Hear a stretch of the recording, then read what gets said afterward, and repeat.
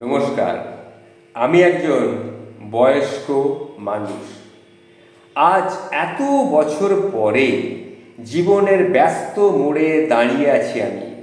এখন আমি বুঝি জীবনের মানে বড় বাড়ি, দামি ফোন কিংবা বিলাসিতা নয়, বরং জীবন মানে সকালে শিশির ভেজা মাঠে খালি পায়ে হাঁটা, বর্ষার দিনে খালে কিংবা পুকুরে নৌকা ভাসানো, সর্ষে ফুলের পাশে নিঃশব্দে দাঁড়িয়ে থাকা, বিকেলবেলা মাঠে গিয়ে একটুখানি ঘুড়ি ওড়ানো, আর নিজের সাধ্যমতো কাউকে একটু সাহায্য করতে পারা। এটাই জীবন, এটাই তো মানুষ হয়ে ওঠা। আমি তাহলে আমার প্রথম থেকে একটু শুরু করি। আমার বাবা কোনোদিন আমাকে পরীক্ষায় কিন্তু প্রথম হতে বলেননি, শুধু জানতে চাইতেন আজ আমি নতুন কি শিখলাম। ছোটবেলায় আমি একটা অখ্যাত গ্রাম্য স্কুলে পড়তাম। বাবা ছিলেন কাছেই, শহরে চাকরি করতেন। আমাদের সংসারটা ছিল খুব সাধারণ, তবুও শেখার জন্যে আমাকে কিন্তু পাঠ নিতে হতো। একবার ক্লাস 2-তে কি 3-তে, আমার ঠিক খেয়াল নেই, আমি তখন খুব ছোট, সঠিক মনে পড়ছে না, আমি পরীক্ষায় 3য় স্থান লাভ করেছিলাম। মা খুব রেগে গিয়েছিলেন। কারণ কি, আমি কেন ফার্স্ট হতে পারিনি। মা খুব বকাবকি করছিলেন। আমি তখন কাঁদছিলাম, কিন্তু বাবা আমার মাথায় শান্তভাবে হাতটা বুলিয়ে মাথায় হাত বুলিয়ে বলেছিলেন, দেখো, জীবনে সফল হওয়ার মানে এই নয় যে সবসময় তোমাকে প্রথম হতে হবে। সার্থক জীবন নির্ভর করে তুমি কিভাবে জীবনটাকে দেখছো তার উপরে। আসলে আমার বাবা সবসময় চাইতেন আমি যেন শিখি, বুঝে সব কিছু চলি। তিনি কখনোই আমার কোনো চাওয়ার সঙ্গে সঙ্গে মেনে নিতেন না। তিনবার বলা পর্যন্ত কিছু চাইতেন না। 3বার বললেও সময় পেতাম না, তখন রাগ হতো, বাবা কেন এমন। এখন বুঝি যে চাওয়া আর পাওয়ার মাঝে যে বিরতি, সেটা কতটা জরুরি ছিল আমার গড়ে ওঠার জন্য।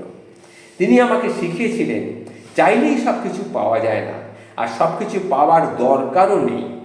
সেই ছোট ছোট না পাওয়ার কষ্টই আজ আমার বড় কিছু পাওয়ার প্রেরণা হয়ে দাঁড়িয়েছে। আজ যদি সহজে পেয়ে যেতাম, তাহলে হয়তো এতখানি চেষ্টার কোনো মানেই আমি বুঝতাম না। আমার বাবা কখনো আমাকে বলেননি কারো সঙ্গে মিশো না, বরং বলতেন ভালো মন্দ দুটোই তুমি জানবে, যেন জানবে, কিন্তু গ্রহণ যেটা করবে সেটা হচ্ছে ভালোটুকুই গ্রহণ করবে, মন্দটাকে গ্রহণ করো না। এই বাক্যটাই বাবা আমাকে শিখিয়েছে নিজের ভিতরের সিদ্ধান্ত নেওয়ার শক্তি। জীবনের অন্ধকার দিককে জানলে তবেই আলোর দিকটা সঠিকভাবে কিন্তু বোঝা যায়।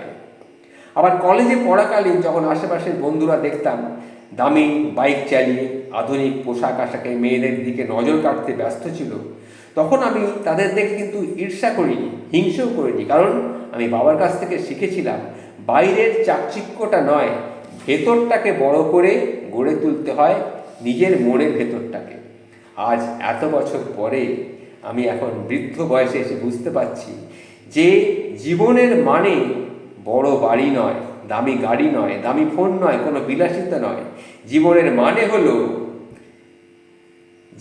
মানে হলো যে শিশির ভেজা সকালের মাঠে খালি পায়ে একটু হাঁটা, বর্ষার দিনে খালে কিংবা পুকুরে একটা নৌকা ভাসানো, বিকালের মাঠে গিয়ে একটু ঘুড়ি ওড়ানো, রাতের পুকুর পাড়ে গিয়ে দাঁড়িয়ে জ্যোৎস্না দেখা, আর নিজের সাধ্যমতো যেটুকু পারি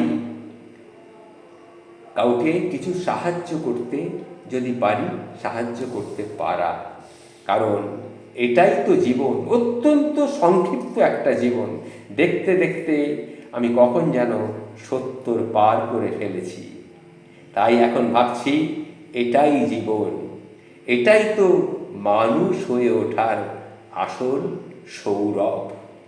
ভালো থাকবেন, নমস্কার। যদি আমার কথাগুলো ভালো লেগে থাকে সবার কাছে শেয়ার করবেন। ভালো থাকবেন।